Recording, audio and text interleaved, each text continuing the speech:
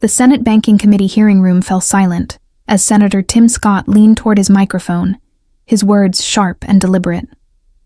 Representative Crockett, you talk a lot about helping communities, but what have you actually done beyond posting on social media? The jab was quick and intentional, meant to put the Texas Democrat on the spot before a national C-SPAN audience. But what followed caught everyone off guard. Jasmine Crockett didn't hesitate or look away. Instead, she smiled, the kind of calm, confident smile that signals readiness. Scott didn't realize she had been preparing for this exact exchange. She had facts, documentation, and the composure to use them effectively. What was meant to be an embarrassing moment for her would soon turn into a defining one, a political exchange that would dominate headlines and social media within hours. Before we break down how Representative Crockett turned the situation around, make sure to subscribe and stay tuned, because what happened next became one of the most replayed moments in recent congressional history. The setting was perfect for a clash of styles. Senator Tim Scott sat confidently behind his nameplate, certain he was facing an easy opponent, a first-term representative. From Texas, what he didn't anticipate was that underestimating Jasmine Crockett would become one of his biggest missteps. The contrast between them could not have been clearer.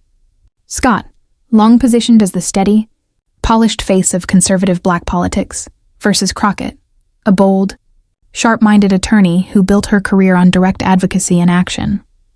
The hearing had started routinely, focused on banking regulations and committee business, but underlying tensions had been brewing between Scott and Crockett for weeks, especially over how best to address economic challenges in black communities. As the only black Republican in the Senate, Scott frequently clashed with progressive Democrats like Crockett about how to tackle systemic inequality. 2 weeks earlier, Crockett had criticized his voting record during a CNN interview, pointing out that he had opposed every major bill aimed at supporting working-class black families. Scott's office had pushed back hard, issuing press statements and demanding corrections, but Crockett stood by her remarks, backing them up with voting data. Since then, both had been waiting for a public confrontation, and now it had arrived. What made the exchange so memorable was how spontaneous it seemed. Crockett had been quietly taking notes when Scott chose to challenge her. With cameras rolling and the country watching live, what followed would set off a wave of reactions online. To fully understand the weight of that moment, it helps to know who these two figures are and what they represent politically. Tim Scott had built a respected position within the Republican Party. As the only black Republican senator, his voice carried significant influence. Born in North Charleston, South Carolina, he rose through local politics, served in the House, and joined the Senate in 2013. He even briefly ran for president in 2024, before stepping back from the race. Scott's appeal was rooted in his message of conservative principles and personal responsibility. Supporters viewed him as proof of inclusivity within the GOP, a leader who could speak authentically about race while maintaining traditional values. Critics, however, argued that his approach often aligned more with the interests of party leadership than with the realities facing black Americans. Over time, Scott had grown accustomed to being treated as the party's go-to black voice, respected, rarely challenged, and confident in his position. That comfort made him underestimate opponents who didn't follow the usual script. Jasmine Crockett was different. A former criminal defense attorney from Dallas, she entered Congress in 2022 as part of a new generation of outspoken progressives who rejected political caution. At 42, she had already built a reputation for her sharp questioning and her ability to make complex issues relatable to the public. Her legal background gave her an edge. She knew how to stay composed under pressure and how to dismantle flawed arguments methodically. Representing a district that was largely black and Hispanic, she had run on a promise to fight for working families and hold the powerful accountable. Crockett wasn't interested in compromise for optics or lectures from those who didn't share her community struggles. What made her particularly formidable was her blend of legal expertise, communication skills, and authentic connection to the people she served. Unlike many career politicians, she understood the issues she spoke about because she had lived them. Growing up in South Dallas, she had seen poverty, discrimination, and systemic neglect firsthand. Her staff was known for being meticulous, preparing detailed research for every hearing and media appearance. So, when Tim Scott made his move, Jasmine Crockett was more than ready to respond, not with emotion, but with preparation and precision. She knew that, as a Black woman in Congress, she would always be held to a tougher standard than most of her colleagues. Because of that, she made sure she was the most prepared person in every room. This wasn't just about professionalism. It was a survival tactic in an institution still largely dominated by white men, many of whom were quick to dismiss her. This confrontation was about far more than two politicians disagreeing. It reflected two very different philosophies on how Black Americans should approach politics. Scott stood for the conservative path, working within existing systems, emphasizing personal responsibility and maintaining stability. Crockett represented the progressive vision, confronting systemic barriers directly, demanding reform, and refusing to apologize for being assertive. The hearing room was filled with staffers, lobbyists, and journalists, all sensing that something significant was about to unfold. Social media was already active, with earlier clips of subtle tension between the two spreading quickly. For Scott, this seemed like a straightforward opportunity: challenge a first-term Democrat, reinforce his conservative image, and produce moments that would appeal to his political base. He had seniority, experience, and the authority that came with being a senator. For Crockett, however, this was about showing that the new generation of Democrats wouldn't back down in the face of Republican criticism. She had encountered patronizing behavior from male colleagues since her first day in Congress, and she was done being underestimated. The national implications were significant as well. With Republicans aiming to attract more Black voters and Democrats focused on energizing their core supporters, this exchange was bound to draw attention from strategists on both sides. The way Scott and Crockett handled this interaction could influence future messaging and strategy for years. Adding further complexity, both were being closely watched within their respective parties. Republican leaders had grown frustrated with Scott's struggle to effectively counter progressive narratives about race and public policy. His failed presidential bid had underscored his difficulty in presenting a conservative message that resonated with Black voters beyond the traditional GOP audience. This hearing was seen as an opportunity for him to reestablish his influence. For Democrats, Crockett symbolized the party's future: young, diverse, media-aware, and unafraid of confrontation. Party leaders were curious to see how she would handle her first major clash with a senior Republican, particularly one who shared her racial background, but held sharply opposing views. Neither Scott nor anyone in the crowded hearing room could anticipate what Jasmine Crockett was about to deliver. The exchange began during what was supposed to be a routine discussion about community development financial institutions. Scott had been questioning witnesses about the effectiveness of federal programs when he abruptly shifted his focus to Crockett, seated a few places down the panel. "You know what, Representative Crockett?" Scott began, his tone taking on a lecturing quality that immediately drew attention. "I've been hearing you talk about helping communities for months, but I have to ask, what have you actually accomplished beyond posting on social media?" The question landed like a shockwave. Committee hearings rarely included such direct challenges between members, especially across party lines. Staffers looked up from their devices. Reporters began typing furiously, and the C-SPAN cameras captured every expression in the room. Scott wasn't done. Leaning back with confidence, he continued, "I've been in Congress for over a decade. I've passed real legislation that's helped real people. But all I see from you are tweets, TikToks, and viral clips. Where's the substance?" The condescension in his voice was unmistakable. This went beyond political disagreement. It was a public challenge to her competence and seriousness. In the typically restrained environment of congressional hearings, it was the verbal equivalent of a direct hit. Scott's demeanor carried the arrogance of someone who believed years of experience automatically placed him above younger, social media-driven lawmakers. What he didn't realize was that he had fallen into a familiar trap, assuming that digital engagement meant a lack of depth. He was about to learn that Crockett's online presence wasn't a replacement for her work. It was an extension of it. Crockett's face remained composed, but those paying close attention noticed her jaw tighten. She placed her pen down carefully and met Scott's eyes. The room grew silent, waiting for her response. But Scott wasn't ready to stop. Perhaps mistaking her silence for hesitation, he pressed further. The committee chair attempted to intervene, but Scott waved him off. "No, I think this is important," he said firmly. "We have real work to do, and I'm tired of the grandstanding. Representative Crockett, you come from a district with serious issues: poverty, crime, education challenges. Your constituents deserve better than someone more focused on going viral than on governing." At that point, he crossed a boundary seasoned lawmakers usually avoid.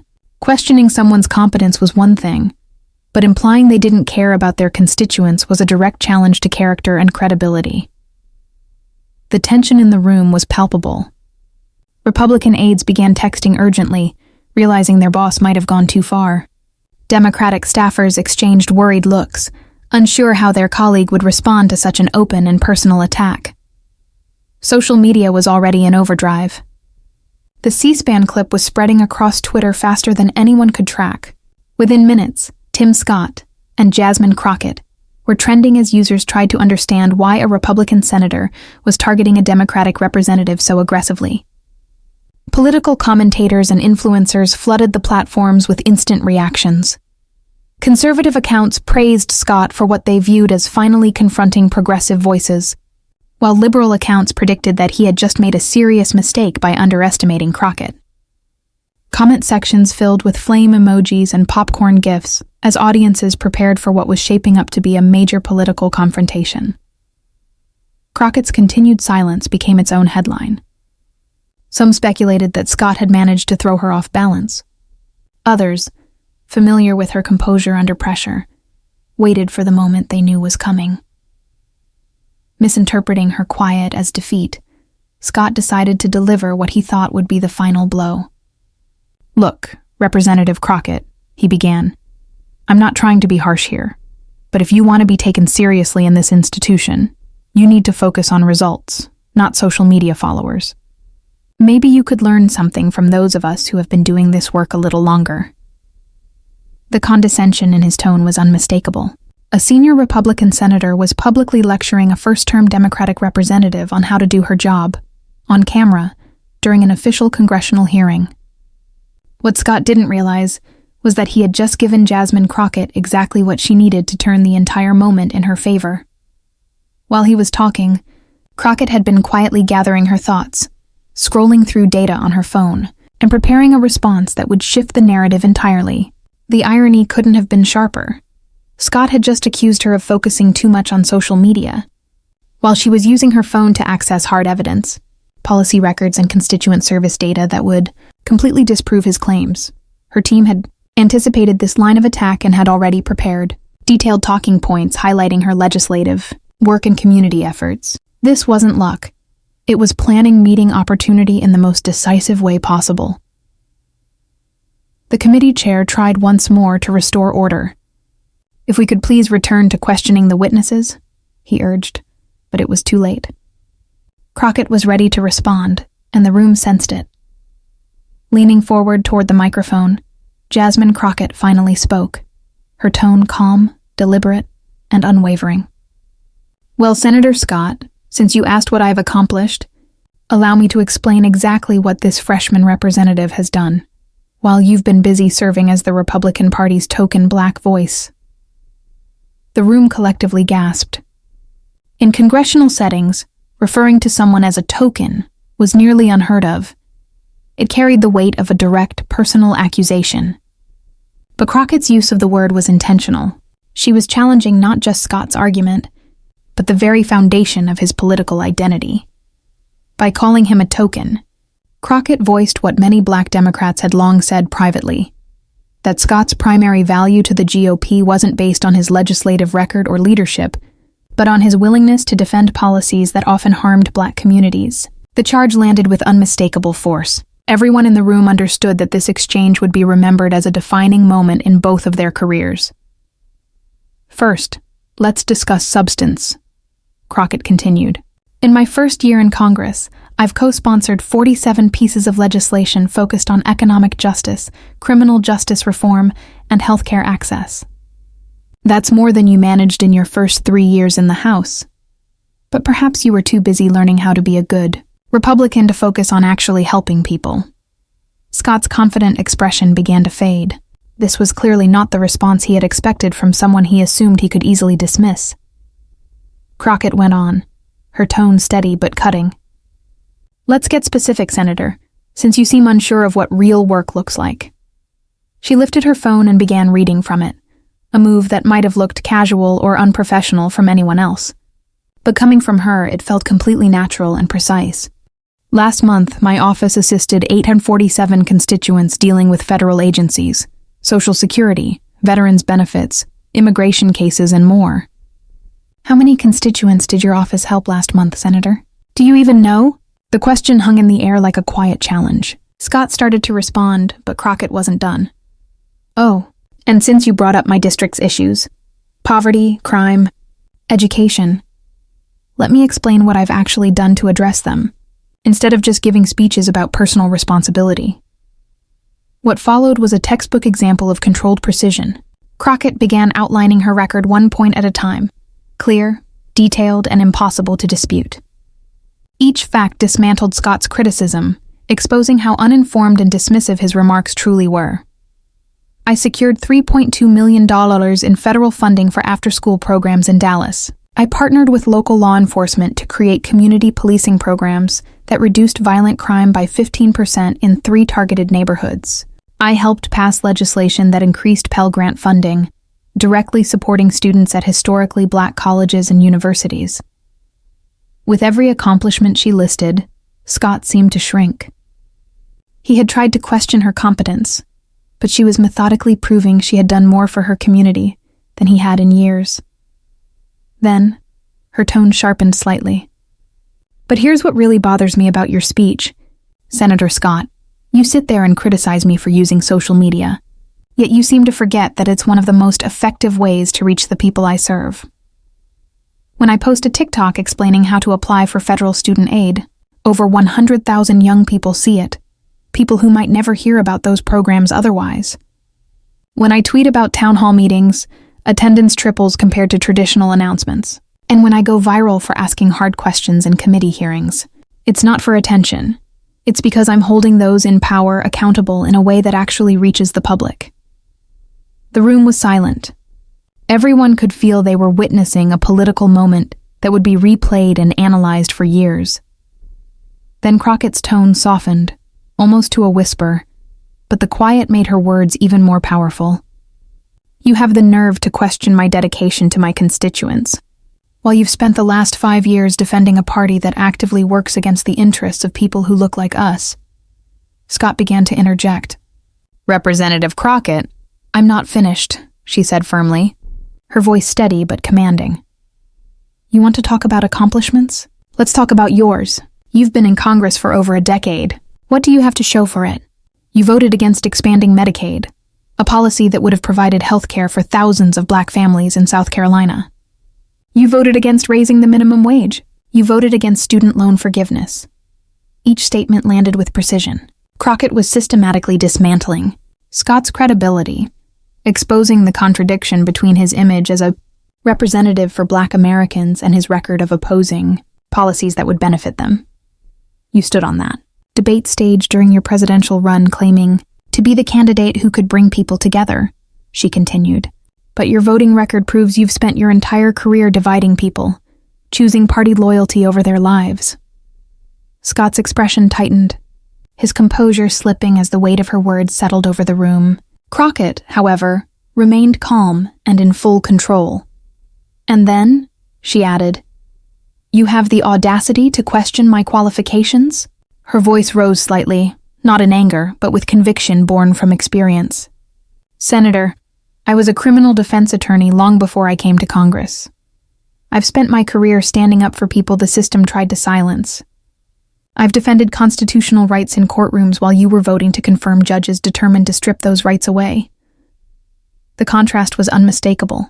While Scott had built his career appealing to conservative white voters, Crockett's had been defined by direct advocacy and tangible results. So, when you ask me what I've accomplished, she concluded, here's my answer. I've never forgotten where I came from. I've never sold out my community for political convenience. And I've never been so desperate for approval from those who don't respect me that I'd betray the very people I was elected to serve. The final exchange landed with such precision that several people in the room audibly gasped. Jasmine Crockett had just accused Senator Tim Scott, on camera, of betraying his own community for political advancement. Scott finally found his voice, trembling slightly with anger and humiliation. Representative Crockett, that is completely inappropriate. Crockett didn't hesitate. What's inappropriate, Senator, is a black man in your position using Republican talking points to attack a black woman who's actually doing the work. What's inappropriate is questioning my qualifications when you've never cared to learn what I do. What's inappropriate is this entire performance. She leaned back, calm and unshaken. The response was so complete that Scott was left speechless. The room sat in heavy silence as everyone processed what they had witnessed. The committee chair, realizing how far things had gone, quickly called for a recess. But it was too late. The moment was captured, and the video was already going viral. The aftermath of Crockett's exchange with Scott was unlike anything Washington had seen in years. Within minutes, social media erupted. The hashtag #CrockettDestroys Scott began trending on X, formerly Twitter, in just 15 minutes. The original C-SPAN clip was shared thousands of times in its first hour. Political commentators, journalists, and ordinary citizens all weighed in on what they had just seen. Progressive spaces online lit up. Alexandria Ocasio-Cortez tweeted, "This is what happens when you underestimate someone who actually does the work. Jasmine just gave a masterclass in responding to bad faith attacks." The tweet amassed over 200,000 likes in under 2 hours. The Shade Room posted a clip titled, "Auntie Jasmine said, 'Not today.' It went viral on Instagram, introducing Crockett to millions of younger, black social media users who might not usually follow congressional hearings. TikTok exploded with reaction videos, particularly from young, black women analyzing why Crockett's response was so effective. One user explained, "She didn't just defend herself, she exposed his entire game. That's how you handle someone trying to come for you." Conservative circles, however, were far quieter. Most right-wing influencers ignored the exchange altogether. Those who did comment criticized Crockett's tone rather than addressing her points, making it even clearer she had dominated the debate. By evening, every major news network was covering the story. CNN ran the headline, "Democratic Representative Delivers Blistering Response to GOP Senator."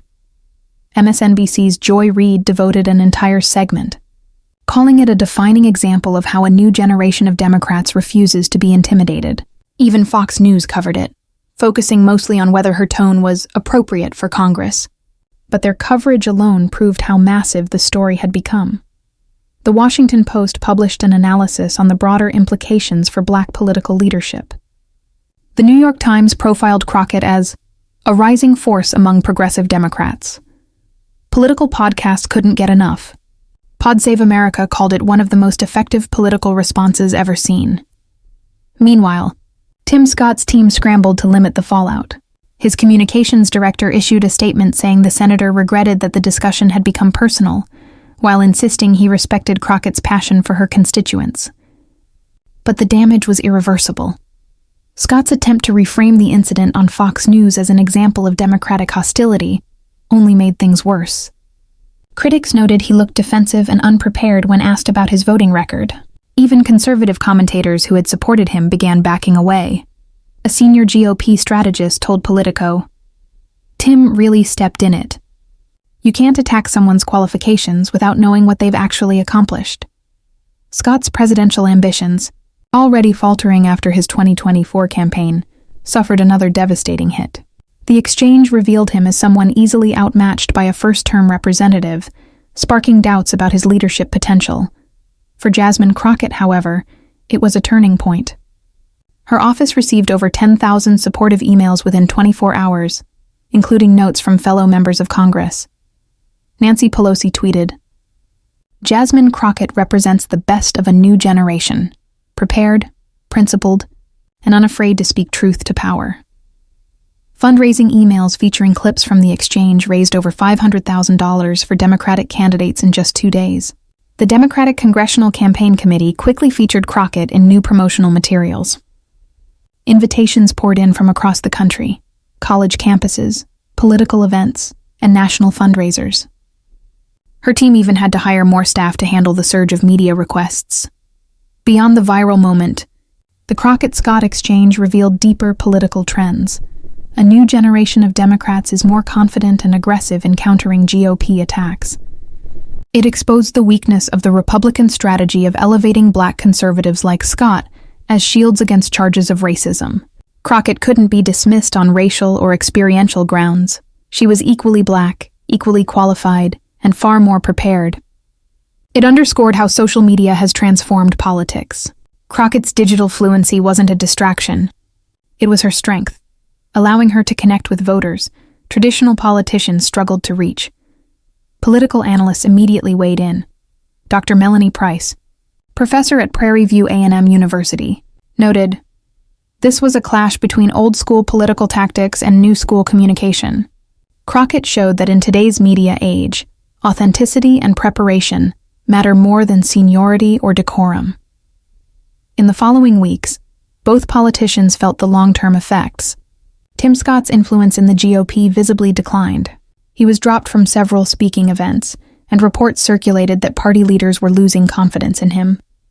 His approval ratings in South Carolina fell for the first time in years. Meanwhile, Jasmine Crockett rose quickly, earning new committee roles and regular spots on national talk shows.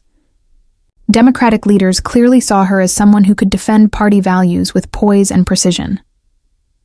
Republican strategists quietly admitted the confrontation had become a cautionary tale.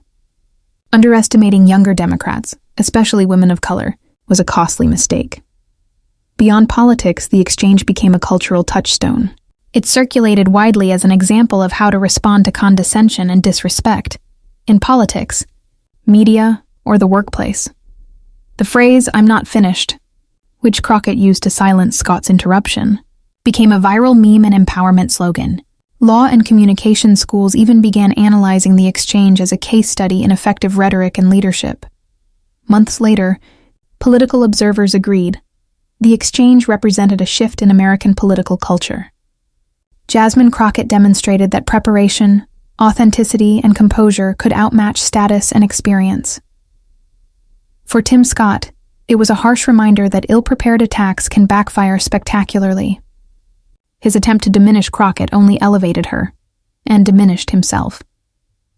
Ultimately, the moment marked the evolution of modern politics, where directness and truth-telling now resonate more than politeness or seniority. As one strategist summed it up, Jasmine Crockett didn't just win that exchange.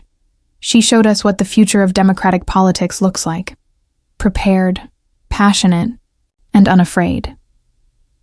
The confrontation between Crockett and Scott will be remembered as a defining event in contemporary American politics, a moment where preparation met opportunity, and the underdog delivered a decisive blow that left her opponent speechless and the nation watching.